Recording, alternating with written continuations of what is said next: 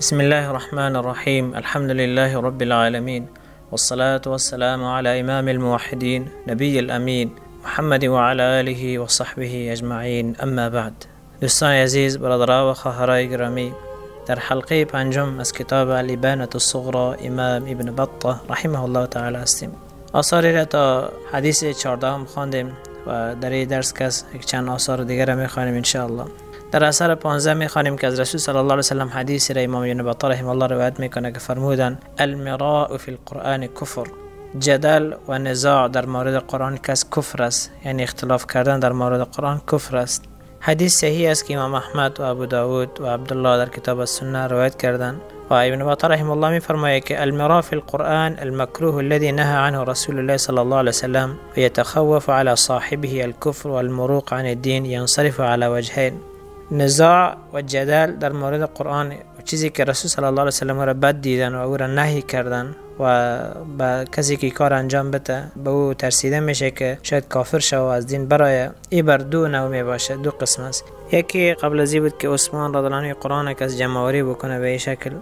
رسول صلی الله علیه وسلم از الله سبحانه و تعالی در قرآن خواستن و الله سبحانه و تعالی گفت که اقرأ امتک على 7 احرف، که به امت خود بر 7 حرف یا 7 لهجه عرب که از قرآن بخوان. یعنی قرآن که است صحابه که است بر 7 لهجه خود میخواندن، یعنی بعض الفاظشان تغییر پیدا میکرد. معانی یک معنا بود، همه یک معنا رو میداد، لیکن لهجه عرب که است بر 7 لهجه قریش، بر 7 لهجه که عرب بود به او 7 لهجه کسی قرآن خوانده میشد، او 7 لهجه قرآن میخواندن. به حدی رسیده بود اگر یک صحابه یک آیت میخواند چیزی که لهجه خودشان هست به او لهجه میخواند، باز کسی دیگری که به لهجه دیگر بود نمیفهمید، باز همدیگر خود رد میکردن. و رسول صلی الله علیه و سلم فرمودن که ولا تماروا فی القرآن، گفتن که در مورد قرآن نزاع نکنین، با هم دیگر درگیر نشوین. اصل ما است که معانی می باشه، الفاظ در همون 7 لهجه‌ای که فعلا هم 7 روایتی که ثابت است. رسول صلی الله علیه و سلم در این حدیث نهی کردن صحابه را وقتی که اگر کلمات یا الفاظی که مثلا شما به لهجه خودتان میخوانین به هم دیگر رد نزنین، چرا که معنایش هم یک معنا هست. رسول صلی الله علیه و سلم گفتن این کارو نکنین، چرا؟ فإن رد کتاب الله و التکذیب بحرف منه کفر، زیرا رد کردن کتاب الله یا دروغ شمردن او کسی یک حرف از این قرآن کسی اگه دروغ بشماره رد بکنه کفر است. یک معنای حدیثی که رسول صلی الله علیه و سلم گفتن که المراء فی القرآن کفر، جدل و نزاع در مورد قرآن کفر است، یک معنایش همین است. الحمدلله وقتی که در زمان عثمان رضی الله عنه قرآن جمع‌آوری شد این مسئله به اتمام رسید، الحمدلله. و نزاع دیگری که اون نهی شدگی است، این است که نزاعی که بین اهل اهوا و اهل بدعت و اهل مذاهب کس انجام میتن به خاطر فتنه‌ای که میخوان ایجاد بکنن، به خاطر فتنه‌ای که میخوان جور بکنن، از آیات متشابه پیروی میکنن. آیات متشابه به کدام آیات گفته میشه؟ بعضی کسا جهمیه خصوصا سعی میکنن احادیث صفات و آیات صفات اینا از آیات متشابهات عنوان بکنن، میگن این از آیات متشابهات است. جهمیهای مفوضه به این قسم هستن، میگن این معنا نمیشه، تفسیر نمیشه، هیچ دیگه ما نمیفهمیم که چی معنا داره، میگن میگذاریم به الله تعالی و این کفر است. این کفر است کسی اگر آیات صفات الله سبحانه و تعالی را از آیات متشابهات بدانه. بالعموم از ائمه سلف، از تابعین، از ابن مسعود، ابن عباس و باقی صحابه و باقی تابعین نقل شدگی است که آیات متشابهات آیات منسوخات می باشه، آیاتی که منسوخ شدگی است. و آیات المحکمات که است آیاتی است که این آیات متشابهات که است نسخ کردگی است، یعنی ناسخ، یک ناسخ و منسوخ داریم. نه، آیات منسوخ اما آیات متشابهات است و آیات ناسخ و این آیات محکمات می باشه که آشکار است، همه چیزش بیان شدگی است. تفسیر قرآن به حدیث میشه. قرآن ما میبینیم آیه قرآن تفسیر میکنه به حدیث رسول صلی الله علیه و سلم. رسول صلی الله علیه و سلم قرآن چگونه تفسیر کردن به اون قسم تفسیر میشه. حدیث تفسیر میشه به فهم سلف، بلکه قرآن و حدیث، آیه و حدیث تفسیر میشه به فهم سلف، به فهم ابوبکر و عمر و عثمان و علی، به فهم باقی صحابه، عموم صحابه، به فهم آنها که از قرآن و حدیث تفسیر میشه و کسانی که از صحابه به نیکی پیروی کردن، تابعینی که بودن و بعد از تابعین علمایی که آمدن اونها در منهج صحابه رفتن. قرآن و حدیث به فهم اینها تفسیر میشه. عبدالله بن زبیر رضی الله عنهما میفرمایه که مردمای از عراق آمدن با ما در مورد قرآن که بحث کردن در مسئله از مسائل، آیات دلیل آوردن که میگه من جام ماند می جواب دادن نتونستم. عبدالله ابن زبیر فرزند صحابه، خودش صحابه، فرزند صحابه که از شاگردان رسول صلی الله علیه و سلم می باشه و از علمای صحابه است. صحابه کلشون علما بودن. این با مردمای از عراق که آمده بودن وقتی بحث میکنن در مسئله در آیاتی از قرآن کسی جام میمانه، جواب دادن نمیتونه. میای پیش پدر خود میگه و همین قسم شد. پدرش زبیر رضی الله عنه میگه با اونها کس در مورد قرآن بحث نکو، میگه بلکه با اونها با سنت ابوبکر و عمر بحث کو، با سنت ابوبکر و عمر بحث بکو، دیگه هیچ راهی ندارن. باز زبیر رضی الله عنه میگه محمد میگه با سنت ابوبکر و عمر با اونها بحث کردن، میگه راهی نداشتن، میگه یک دقیقه ندانستن ایستاد بشن. و همین شکل در زمان علی رضی الله عنه، زمانی که عبدالله بن عباس در مقابل حروریه خوارج روان میکنه، با عبدالله بن عباس میگه که در مورد آیات قرآن با اونها بحث نکن، چرا که تو یک آیه قرآن دلیل میگیره، اونها یک آیه قرآن دلیل میگیره، اونها به هوای نفسشان تفسیر میکنن، بلکه میگه با اونها کس با سنت بحث بکن، سنت رسول صلی الله علیه و سلم و سنت ابوبکر و عمر، با اونها با سنت ابوبکر و عمر بحث بکن. ابن عباس میگه که یا علی یا امیر المؤمنین، میگه ما قرآن بهتر میدانیم، قرآن در خانه ما نازل شدگی است. ابن عباس مفسر قرآن است، میگه گپت درست است، لیکن میگه آنها بر فهم و خودشان، بر هوای نفس خودشان که قرآن تفسیر میکنن. بناهن قرآن و حدیث به فهم چی کسی قبول میشه، به فهم چی کسی تفسیر میشه؟ به فهم صحابه، به فهم ابوبکر، عمر، عثمان و علی و صحابه که در زمان آنها بودن، و چه قسمی که صحابه تفسیر کردن قرآن، چه قسمی که شاگردان صحابه که مفسرین قرآن مشهور هستند، ابن عباس، ابن مسعود و اینا می باشن، و کسانی که از صحابه از اونها تعلیم دیدن، طاووس است، مجاهد است، قتاده است، ضحاک است، سعید بن جبیر است، سعید بن مسیب است، باقی تابعینی که از صحابه تعلیم دیدن. قرآن به فهم اینها تفسیر میشه و فهم اینها که در دین حجت می باشه. لیکن اهل بدعت که است، اهل بدعت سعی میکنن که از آیات قرآن که بر فهم و عقل خودشان تفسیر بکنن. امروز تفاسیر زیادی در بین جامعه هست که به عنوان تفاسیر مسلمان ها، تفاسیر اهل سنت مشهور است، از تفسیر سلف کلش دور میباشه، تفسیرهایی است که به هوا و حواس خودشان تفسیر کردگی هستند. یک معنای المیراء فی القرآن کفر، یعنی جدال و نزاع در مورد قرآن کفر، از یک معنایش همی بود. اثر دیگه که در اثر 16 هم میخوانیم، حدیثی است که رسول صلی الله علیه و سلم فرمودن انکم لا ترجعون الی الله بشیء افضل مما خرج من، یعنی القرآن. شما به الله برگردانده نمیشین، یعنی به الله نزدیک نمیشین مگر با اون چیزی که از الله تعالی خارج شده است، یعنی با گرفتن اون چیزی که الله تعالی خارج شده است، یعنی قرآن. قرآن از الله سبحانه و تعالی خارج شدگی است، جای شک و شبهه نیست. چرا؟ چون قرآن که صفت الله تعالی می باشه، قرآن کلام الهی است، یعنی الله سبحانه و تعالی ایرا سخن گفتگی است و سخن الله تعالی از الله تعالی خارج شدگی است و کلام که از متکلم خارج میشه، جای شک و شبهه نیست. الله سبحانه و تعالی سخن زننده هست، الله تعالی متکلم است، سخن میزنه، سخن زده و صفت کلام بر الله سبحانه و تعالی ثابت است، الله تعالی سخن زدگی است و این قرآن کلام الهی می باشه. و الله سبحانه و تعالی با موسی علیه السلام سخن گفتگی است، قبل از او با آدم علیه السلام سخن گفتگی است، در زمانی که در جنت بود. گفت قلنا یا آدم اسکن انت و زوجک الجنه. همون شکل با موسی علیه السلام سخن گفتگی است و نادیناه بجانب الطور الایمن، الله تعالی او را ندا کرد و ندا کرد بدون صوت و بدون حرف نمیشه،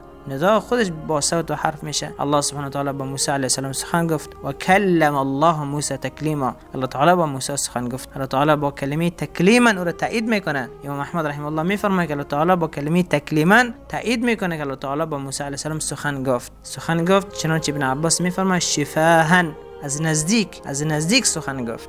و در حدیث 17 رسول صلی الله علیه و سلم فرمودن ان قریشا قد منعتنی ان ابلغ کلام ربی، همان قریش مرا منع کردن، مانع ای شدن که من کلام رب خدا برسانم. رسول صلی الله علیه و سلم طوری بودن زمانی که مردم به حج می آمدن، مردم کافر مشرکینی که در به خاطر حج می آمدن، قبل از اسلام مشرکین حج میکردن، اونجا که می آمدن بعد رسول صلی الله علیه و سلم اونها را میرفتن دعوت میدادن و به اونها میگفتن که ان قریشا قد منعتنی ان ابلغ کلام ربی، قریش که از مانعی شدن که من کلام رب خدا برسانم. این حدیثه که از کل علمای سلف دلیل میگرفتن در مقابل جهمی، دلیل میگرفتن در مقابل کسانی که میگفتن که قرآن که بدون صوت و حرف است.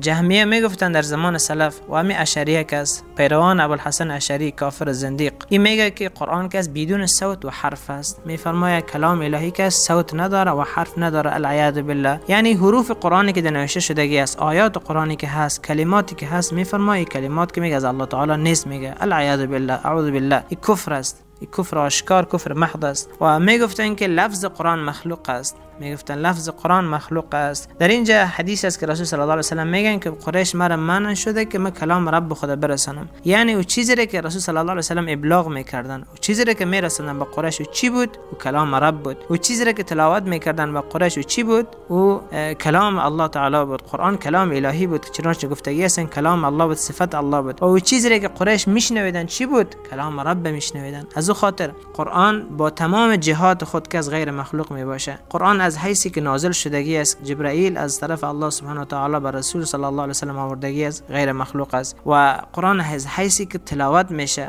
مثلا هر کسی که تلاوت بکنه، قاری که تلاوت میکنه، این غیر مخلوق است. از حیثی که تلاوت میشه غیر مخلوق است. از حیثی که نوشته میشه در مصحف ها، در کاغذ ها نوشته میشه قرآن، از حیث نوشتن هم غیر مخلوق است. چرا غیر مخلوق نوشته میشه؟ کلام الهی نوشته میشه، پس غیر مخلوق است. و از حیثی که شنیده میشه، چنانچه رسول صلی الله علیه و سلم در این حدیث بیان کردن، از حیثی کسی که قرآن میشنوه، چیزی را که میشنوه کلام الله را میشنوه که او غیر مخلوق است. و از حیثی که حفظ میشه، در سینه ها حفظ میشه، چنانچه در حدیث دیگه است که رسول صلی الله علیه و سلم در اونجا بیان کردن که قرآن از سینه ها برداشته میشه، یعنی اگه کسی قرآن تلاوت نکنه از سینه برداشته میشه. رسول الله صلی الله علیه و سلم در اونجا ثابت کردن که قرآن در سینه ها حفظ میشه، چنانچه امام احمد رحمه الله میگه فی صدورنا و ابنائنا، در سینه های ما و در سینه های فرزندای ما قرآن حفظ است.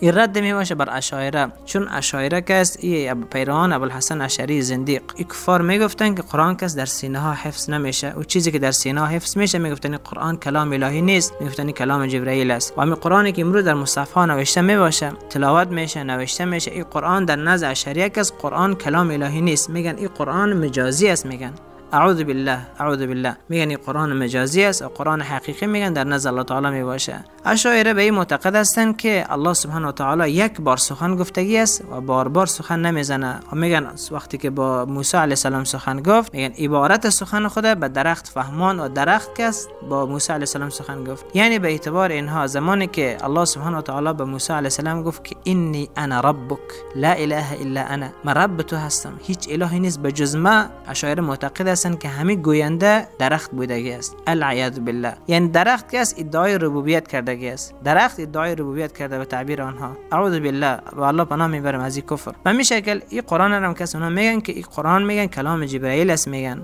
الله سبحانه و تعالی میگن سخن نمیزنه، میگن الله تعالی عبارت سخن خدا و چیزی که الله تعالی قصد داشت، یعنی قصد خدا، هدف خدا، میگن به جبرائیل فهمان و جبرائیل آمد، میگن ایرا نطق کرد، ایرا بر زبان جاری کرد، به رسول صلی الله علیه و سلم تلاوت کرد. پس به اعتبار اشاعره است که قرآنی که فعلا در نزد ما میباشه قرآن مخلوق است. به همین شکل مذهب ظاهریه داوود ظاهری و ابن حزم که است، ابن حزم کافر میگه که قرآن میگه 4 قرآن است. اعوذ بالله. اشاعره میگفتن قرآن 2 قرآن است، میگفتن قرآنی که در نزد ماست و قرآنی که در نزد الله است، میگفتن قرآنی که در نزد ماست مخلوق است، در نزد الله میگفتن غیر مخلوق. اما ابن حزم آمد گفت که قرآن 4 قرآن است، گفت قرآنی که در سینه ها تلاوت میشه و در بین ما است، گفت قرآن مخلوق است، العیاذ بالله. و گفت قرآنی که در نزد الله است او غیر مخلوق. یعنی سخنشون اما سخن جهمین و صفوان شد، بلکه بدتر از او شد. جهمین و صفوان میگفت این قرآن که است قرآن است، کلام الهی است، میگفت، اما میگفت مخلوق است. لیکن اشعری آمدن گفتن قرآن اصلا کلام الهی نیست، اعوذ بالله. گفتن آیات و حروف و کلماتی که در قرآن است گفتن از کلام الله نیست، اعوذ بالله.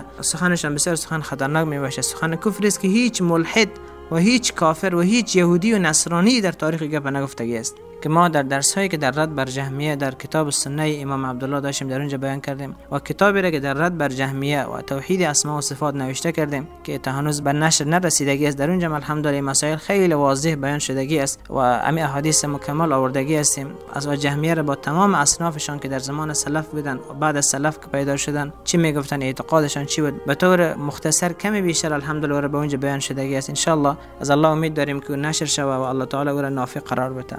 و در حدیث 18 رسول صلی الله علیه و سلم میفرمایند به جابر که علمت ان الله عز وجل احیا اباک فکلمه کفاحا. و جابر رضی الله عنه گفتند که یا جابر میدانی که الله سبحانه و تعالی پدرت را زنده کرد، این عبدالله را پدرت را زنده کرد و با او سخن گفت کفاحا. کفاحا یعنی بدون پرده، هیچ پرده ای نبود. قوام السنه در کتاب الحجه فی بیان المحجه میفرمایند که قال اهل اللغه کفاحا ای مقابله، کفاحا ای مواجهه لیس بینه و بینه الحجاب. کفاحا یعنی از نزدیک، رو به رو. کفاحا یعنی چیزی که بینشان هیچ پرده ای نباشه. الله تعالی گفت که یا عبدالله چی میخوای؟ گفت یا الله مرا دوباره زنده کن که باز برم بجنگم باز کششان. الله تعالی گفت نه، کسی که پیش ما آمد دیگه برگشت نداره. باز گفت که یا الله یعنی از نعمت هایی که بر ما دادگی هستی اهل مرا خبردار بکن. باز همین بود که الله سبحانه و تعالی آیه را نازل کرد ولا تحسبن الذين قتلوا في سبيل الله امواتا بل احیاء عند ربهم يرزقون. یعنی ثابت است که الله سبحانه و تعالی سخن گفته. میبینید که با پدر جابر که الله تعالی سخن گفتگی و حدیث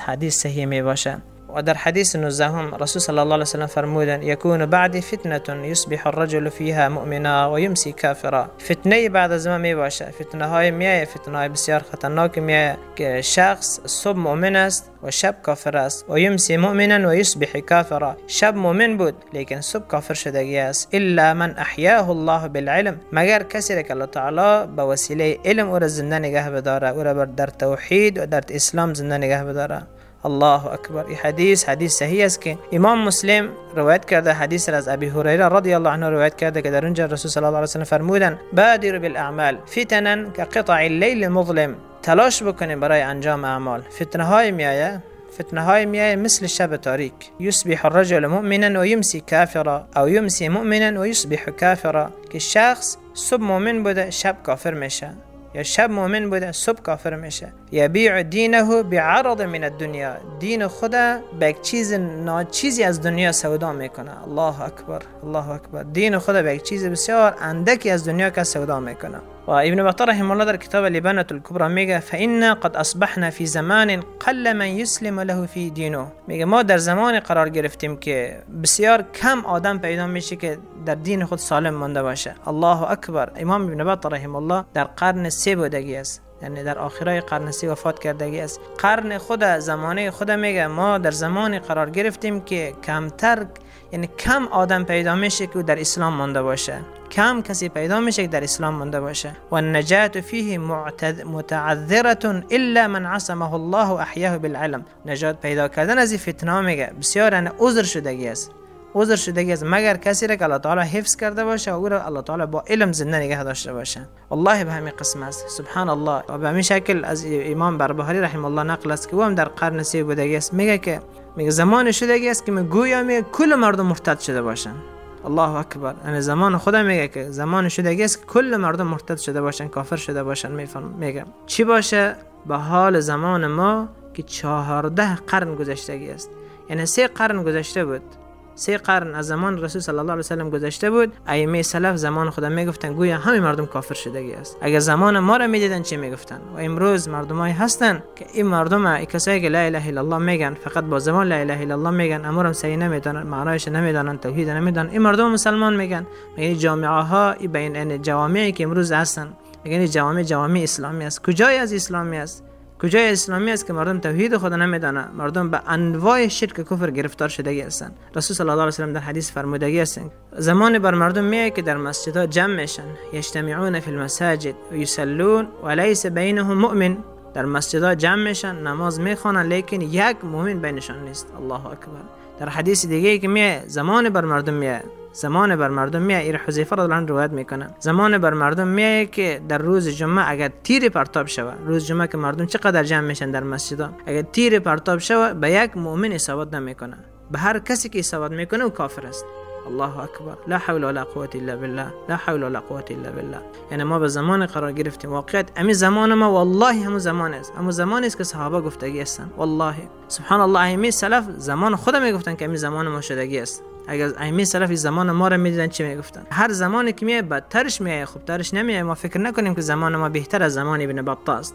مردم از حجاج ظالم، حجاج کافر در نزد انس بن مالک رضی الله عنه شکایت میکنن که این ظالم است، این تو خون میریزنه، به این شکل است. انس رضی الله عنه میگه که من از رسول صلی الله علیه و سلم شنیدم که هر زمانی که میاد بدترش میاد. روزهای خوب شما نمیبینین، روزهایی که میاد روزهای بد میاد. پس زمانی که در زمان ابن بطال و زمان بربهاری و زمانی که ائمه سلف زمان خود میگفتن غربت اسلام است، غربت دین است و میگفتن که مسلمان کم پیدا میشه، گویا که مردم همه مرتد شده باشن. پس چی باشه زمان ما به طریق اولا همی است. و ما مردم میبینیم که امروز با کفر دموکراسی همه گرفتار هستند، به حکومت ها وابسته می باشند، به مزدوری حکومت ها با حکومت ها کار میکنن و در عقیدهشان اکثر مردم میبینیم که اشعری هستند، ماتریدی هستند، صوفی هستند، رافضی هستند و اکثر مردم میبینیم که در همین احزاب قتالی و در همین احزاب جنگی در همینا وابسته می باشند. کمتر کسی را پیدا میکنن که لا اله الا الله را صحیح بدانه، این توحید خود صحیح بدانه که توحید عبادت چی است، الله چه قسم عبادت شود، ایش کس نمیدانه.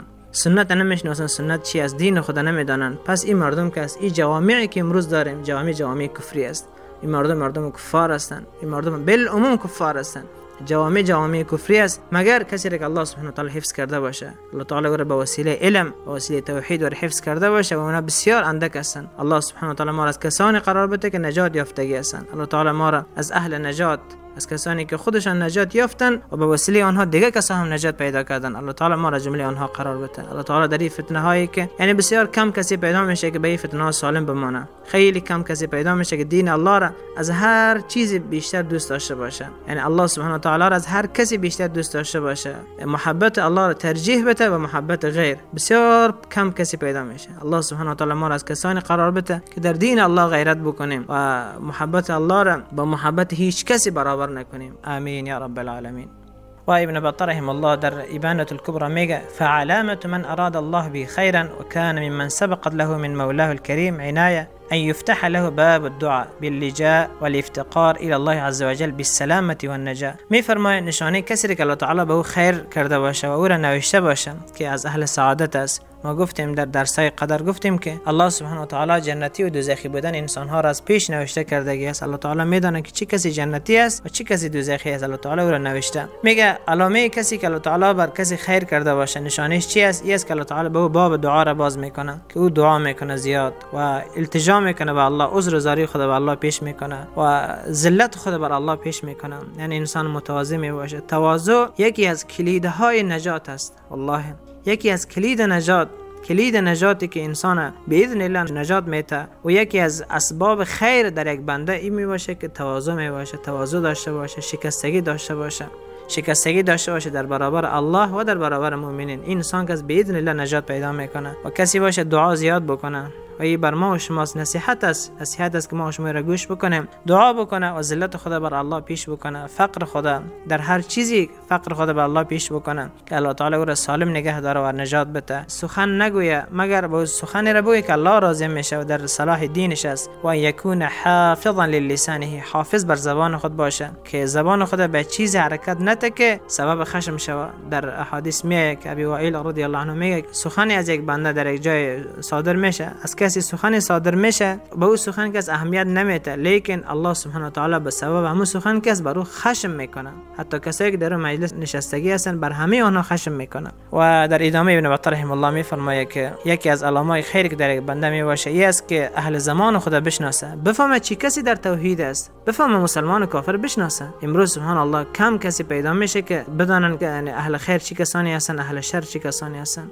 مردم امروز دنبال کسانی هستند که به خاطر مصلحت ها که از اونها رو به کفر سوق میتن، به خاطر مصلحت ها هر چیزی را کفر را که از توحید قرار دادن، هر حرامی را که از حلال قرار دادگی هستن. مردم دنبال آنها هستن، اهل زمان خدا نمیشناسن. ابن بطه رحمه الله میگه کسی نجات پیدا میکنه که در اون زمان الله تعالی به او اراده خیر کرده باشه و او اهل زمان خدا بشناسن و سخن نگویه مگر در اون چیزی که رضایت الله سبحانه و تعالی است. و میفرمایه که لا يحب الا لله، و کسی را دوست نداشته باشه مگر به خاطر الله، به خاطر الله دوست داشته باشه. ولا يبغض الا له، و با کسی دشمنی نکنه مگر به خاطر الله. متاسفانه امروز دوستی و دشمنی مردم که است بر اساس احزاب و طایفه های خودشان شدگی است، بر اساس وطن پرستی، بر اساس قبیله هایشان. حتی از کسایی که دعوای سنت میکنن، از کسانی که دعوای جهاد میکنن، دوستی و دشمنی اینها که بر اساس هم حزبشان میباشه، هم تنظیمشان میباشه. اگر با اونها بودی و تو هستن برادرشان هستی، بهترینشان هستی. اگر کفر آنها را و مشکلات عقیدتی آنها را برملا کردی، در اونجا که برادرشان نمیشی بلکه تو را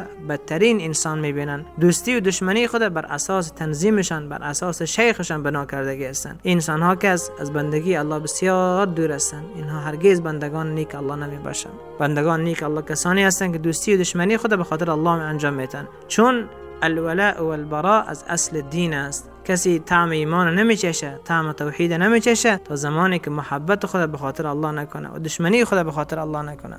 و در شماره 20 حدیثی است که رسول صلی الله علیه و سلم فرمودند اقتدوا بالذین من بعد ابی بکر و عمر رضی الله عنهما، شما با دو نفری که بعد از من هستن با اینا اقتدا بکنین، سنت اینها را محکم بگیرین. ابی بکر و عمر هر سخنی که آنها گفتگی هستن، هر چیزی که آنها گفتگی هستن و کسی انکار نکردگی است در زمان خودشان، این که سنت است. کسی نمیتونه بگه که اجتهاد شخصی خودشان بود ما اقوال از اونها رو نمیگیریم. نه، سنت صحابه به مثل سنت رسول صلی الله علیه و سلم که ارزش داره. چرا ارزش داره؟ چون رسول صلی الله علیه و سلم رو ارزش دادن. رسول الله صلی الله علیه و سلم گفتن که اقتدوا بالذین من بعدی، ابی بکر و عمر. شما به کسانی که بعد از من هستن، به این دو نفری که بعد از من هستن، به ابی بکر و عمر اقتدا بکنن. و در حدیث دیگه که خواندیم فرمودن که علیکم بسنتی و سنت الخلفاء الراشدین المهدیین، شما سنت مرا و سنت خلفای راشدی که بعد از من اونا رو محکم بگیرین. و در حدیث 21 رسول صلی الله علیه و سلم فرمودن لم یزل امر بنی اسرائیل معتدلا حتى نشأ فيهم المولدون ابناء سبايا الامم فاخذوا بالرأي وتركوا السنن. امر بنی اسرائیل یعنی معتدل بود، یعنی هیچ مشکلی نبود تا زمانی که بینشان المولدون نشأت یافتن. المولدون یعنی کسانی که بغیر از خودشان بودن، یعنی فرزندایی که در بین خودشان پیدا شدن، اونها حقیقی از بنی اسرائیل نبودن، از کسانی از دیگه ملت ها از دیگه جا آمده بودن. فاخذوا بالرأی، رأی خدا گرفتن و سنت ترک کردن. در این امت به همین قسم است، در این امت به همین قسم است. این حدیث حسن می باشه که کل ائمه سلف که در کتابای خود نقل کردگی هستن. فریابی رحم الله میگه که کان سفیان اذا رأى هؤلاء النبط تبون العلم يتغير وجهه. سفیان رحم الله، سفیان الثوری وقتی که میدید یعنی استفاله ها، بی ارزش هایی که علم می نویسن، چهرهش تغییر میکرد. فریابی میگه من برش گفتم که تو رو وقتی که میبینم که اینا علم مینویسن بر تو سخت تمام میشه. سفیان رحم الله گفت کان العلم فی العرب، گفت علم در عرب بود، و فی سادت الناس، و در مردمای بزرگ بود، یعنی مردمایی که از حساب حسب و نسب از چیزا برابر بودن، علم در اینها بود. فاذا خرج عنهم، زمانی که علم از اینا خارج شد، و صار الی هؤلاء النبط والسفل غیر الدین، وقتی که علم از اینا خارج شد، نبطیا و سفاله ها دین رسید، غیر الدین، دین تغییر دادن. این در واقع به همین قسم بود. در واقع اگر بگیریم به همین قسم بودی حقیقت امر است. حقیقت امر است. چرا؟ چون کل اهل بدعت، اهل کلام، اهل رای، دیگه فلاسفه‌ای که در اسلام آمدن، این بدعت جهمیه که بزرگترین بدعت است، بزرگترین بدعت جهمیه است که امروز همه با گرفتار شدگی هستن. بدعت ارجاء هست که اگر بگیریم، بدعت اهل رای و بدعت قدریه است. اینا کلشان کس اگر بگیریم بانی اینها کس، یعنی سرمنشه اینها کسانی بودن که عرب اصیل نبودن. عرب اصیل نبودن، لیکن بچه‌هایی بودن که بچه‌های کنیزها بودن، یا اینا کسانی بودن که از دیگه جاها آمده بودن، در بین عرب کلان شده بودن. ابن ابی هند میگه که در ابانة الکبری است ما فشت القدریه بالبصره حتى فش من اسلم من النصارى. میگه مسئله قدر در این امت نبود تا زمانی که کسایی که از نصارا تازه مسلمان شده بودن. مسئله قدر، انکار قدر کس از اونها به وجود آمد، از کسانی که نصرانیایی که تازه به اسلام آورده بودن. و در ابانة الکبری همینجا نقل است که از امام احمد رحمه الله زمانی که از بشر المریسی ملعون یاد شد، امام احمد گفت من کان ابوه یهودیا ايش تراه یکون. کسی که پدرش یهودی باشه از او چی میخوای؟ از او چی انتظار داری؟ انتظار چی چیز؟ انتظار خیر از داری؟ از ابن عیینه رحمه الله روایت است که میگه لم یزل امر اهل الکوفه معتدلا حتى نشأ فيهم ابو حنیفه. میگه امر کوفه کس به حالت خود بود، یعنی هیچ گپی نبود، هیچ مشکل نبود، مسلمان هیچ مشکل نداشتن تا زمانی که بین از اینا کس ابو حنیفه کس چی شد؟ نشأت گرفت. موسی میگه و هو من ابناء سبايا الامم. ابو حنیفه کس از جمله کسانی است که از جمله یعنی مادرش کس کنیز بود، این بچه کنیز است. امه سندیه که از سند بود، و ابوه نبطی، پدرش هم از نبطی بود. والذین ابتدعوا الرأی ثلاثه، کسانی که رأی کس بدعت گذاشتن 3 نفر بودن. و کلهم من ابناء سبايا الامم، که هر سهشان از فرزندای کنیزها بودن. و هو ربیعه بالمدینه، ربیعه در مدینه، و عثمان البته بالبصره، و ابو حنیفه بالکوفه. و شاطبی در کتاب الاعتصام میگه که میبینی کسانی که از متکلمین، کسانی که در مسئله کلام الله سبحانه و تعالی سخن گفتن یا اهل رأی که بودن، میبینی اکثر اینها کسان، اینها از کسانی بودن که اصالت عربی را نداشتن. جهم بن صفوان باشه، جعد بن درهم باشه.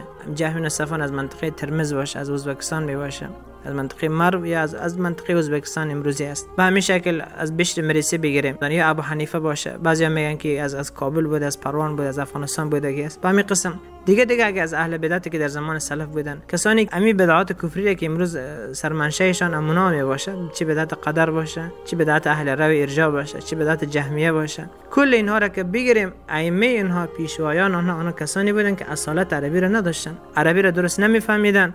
ابو حنیفه کیش قرآن نمیدانست، قرآن حدیث نمیدانست، بر فهم خودش بر رأی خود تفسیر میکرد. کل اینها کس عربی را صحیح نمیفهمیدن، دین صحیح نمیفهمیدن، دین صحیح یاد نگرفته بودن. ابو حنیفه هیچ چیز نمیدانست، هیچ چیز.